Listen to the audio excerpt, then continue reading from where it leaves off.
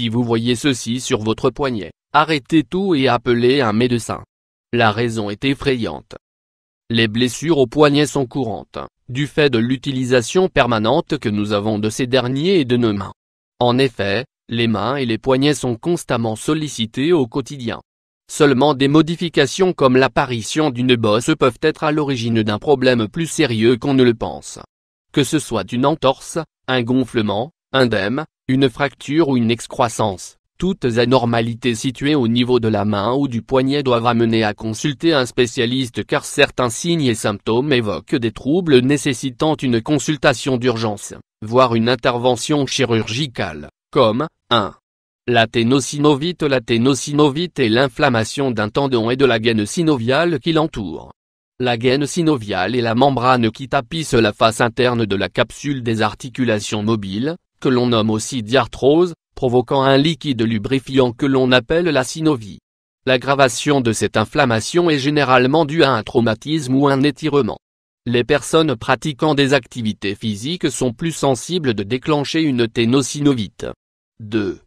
Le désordre de De Quervain. Cette infection inhabituelle provoque des douleurs et un gonflement dans le poignet, puis entraîne également des crevasses et des boutons. On constate une sorte de crépitation à la palpation ou à la mobilisation des articulations et de la gaine. La partie influencée du poignet est le tendon extenseur du pouce, chargé de déplacer les pouces vers le haut et le bas. Le désordre de De Quervain entraîne l'épaississement du tendon jusqu'à 2 fois sa taille, rendant l'utilisation du poignet extrêmement douloureuse. 3. La ténosynovite nodulaire. Ce problème est provoqué par des tumeurs surtout dans la main. Elles surviennent le plus souvent dans le pouce mais peuvent se loger au niveau des doigts, de la hanche, des jambes, des genoux, des épaules et de la colonne vertébrale. Ces tumeurs sont généralement indolores et bénignes, sachant que seulement quelques patients se plaignent de douleurs suite à ce type de ténosynovite. 4.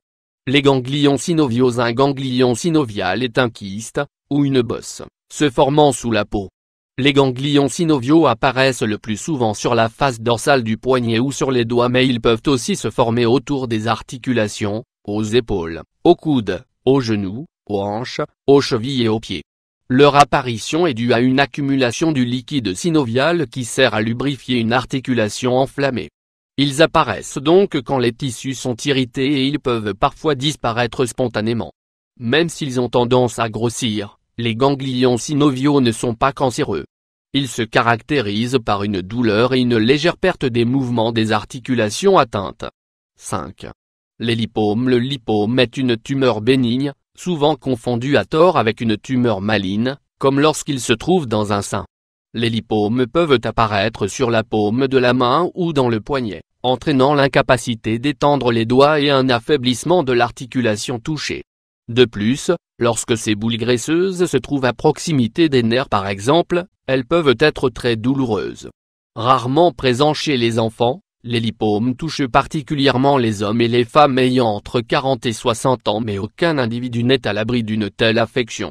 Si la présence d'un lipome s'avère douloureuse ou gênante au quotidien, le traitement repose en premier lieu sur l'ablation chirurgicale. Afin de prévenir la récidive, l'ablation du lipome est préconisée. De plus, les injections de corticoïdes et la liposuction permettent de réduire le volume du lipome, mais son enveloppe reste présente, engendrant alors des récidives. Par conséquent, si vous constatez l'apparition d'une excroissance et une gêne accompagnée de douleurs, consultez immédiatement un professionnel de la santé afin de guérir l'affection en cause et de retrouver vos fonctions motrices normales.